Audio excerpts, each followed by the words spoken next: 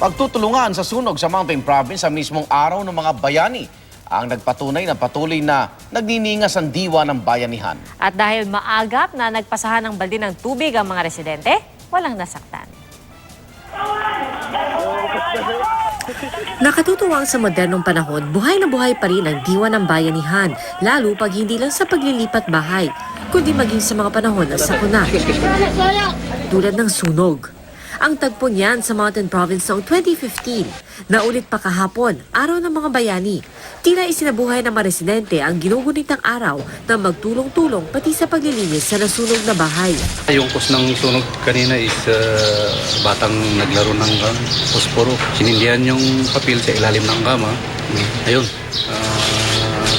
kaya nadali yung bahay. Nahirapan man ang mga bumbero dahil liblib ang lugar at kahit pa umabot sa 100,000 piso ang pinsala, isang kaugaliang Pinoy ang napatunayang hindi naapula kundi nagninigas pa. Naiwasan ding may masaktan dahil sa maagap na bayanihan.